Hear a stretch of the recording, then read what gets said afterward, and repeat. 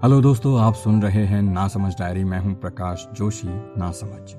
मैं एक बार फिर से आपके सामने आ गया हूं अपने दिल की बात लेकर। दोस्तों, जिस तरह से आप मुझे, मेरी कहानियों को और इस चैनल को सपोर्ट कर रहे हैं, उसके लिए आपका तहे दिल से शुक्रिया।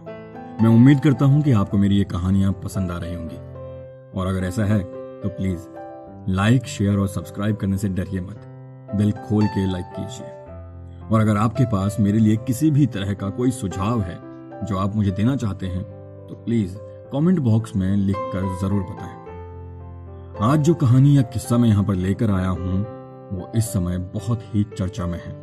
जी हाँ, हर तरफ लोग उसी की बात कर रहे हैं। जी, मेंटल हेल्थ। यस, मुझे इसके बारे में डिग्री वाला ज्ञान तो नहीं है और ना मेरी कोई क्वालिफिकेशन जो है इसमें है, लेकिन मैं इतना जानता हूं कि ये बेहद खतरनाक है। तो चलिए शुरू करते हैं आज की जो मेरी कहानी है, छोटी सी कहानी।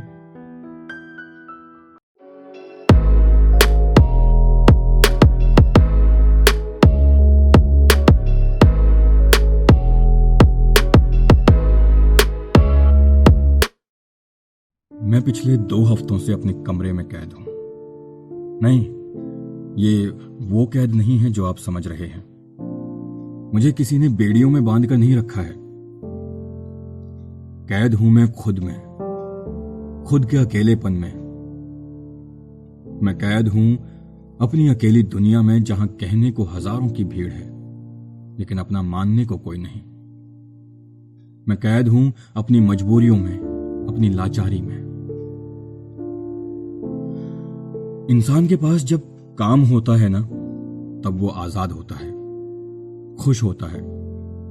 यकीन मानिए, जब मैं किसी काम में बिजी होता हूं तो मैं खुद को आजाद महसूस करता हूं। तब मैं आजाद होता हूं, तब मेरे आसपास महफिल होती है।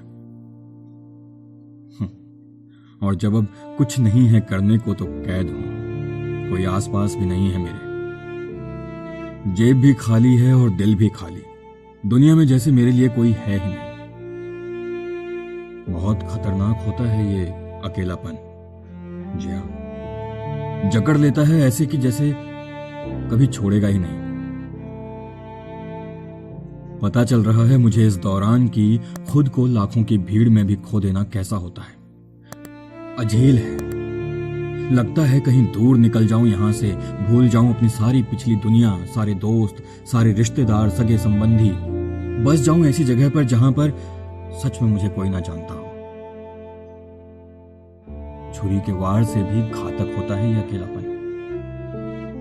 चारों तरफ भीड़ है, आप चिल्ला रहे हैं अंदर ही अंदर से, लेकिन आपको सुनने वाला कोई नहीं है।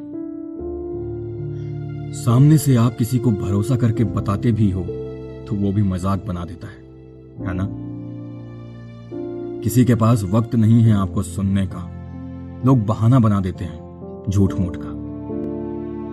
आपको सच पता है, लेकिन आप अपने साथ किसी को जबरन बांध नहीं सकते। जी हाँ, इस कैद में मैं भी इंतजार कर रहा हूं किसी का, कि वो आए, मेरा हाथ थामे, ले जाए कहीं दूर मुझे और कर दे आजाद मुझे इस कैद से।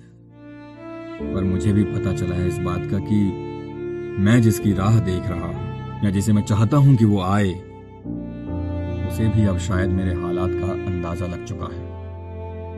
वो भी अब कतरा रहा है मेरे पास आने को। मैं तो अब आदत बना रहा हूं इस अकेलेपन को। लेकिन अगर आपको उससे बचना है तो शुरू से ही कोशिश कीजिए कि बेशक चंद लोग आसपास हों, लेकिन वो आपको सुन सकते हो।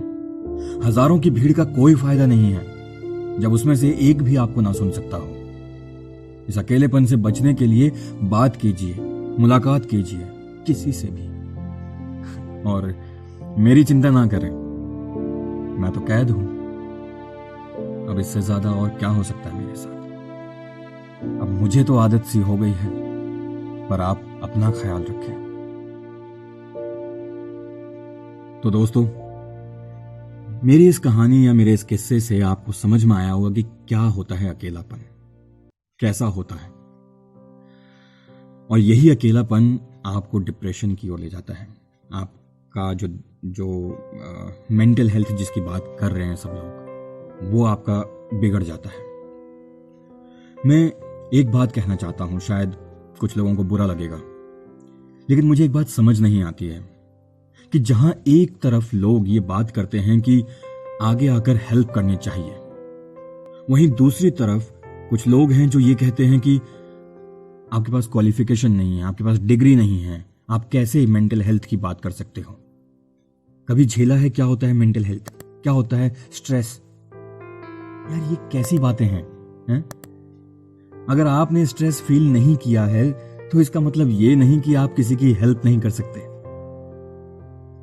दोस्तों, अगर मुझे किसी से बात करके उसकी मदद करने का मौका मिलता है तो मैं अपनी डिग्री या क्वालिफिकेशन नहीं ढूंढूंगा, नहीं देखूंगा, मैं बात करूंगा। सामने वाला क्या चाहता है मैं उसको सुनूंगा। वो भी तो यही चाहता है ना कि कोई उसको सुन ले बस।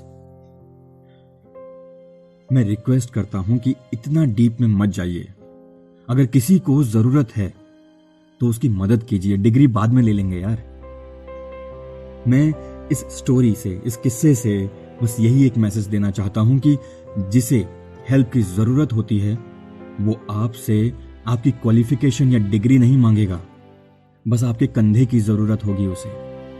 प्लीज मेरी किसी भी बात का बुरा ना मानते हुए एक दूसरे की मदद के लिए उठें, बात करें, सिर्फ बात करें, सुन लें, 2 मिनट सुन लें किसी को बस। Thank you so much. और अगर आपको इस वीडियो में कही गई मेरी बातें अच्छी लगी हैं, सही लगी हैं, तो प्लीज इस वीडियो को शेयर कीजिए, इसे लाइक कीजिए। और अगर आप शेयर करेंगे तो जरूर ये बहुत लोगों तक पहुंचेगी मेरी बात, और शायद कहीं ना कहीं कोई ना कोई तो इस बात को समझेगा और इस बात पर अमल करेगा। शायद उस एक शायद के लिए ही आप इसे शेयर कीजिए, और क्या पता कोई सुन भी ले, कोई समझ भी ले।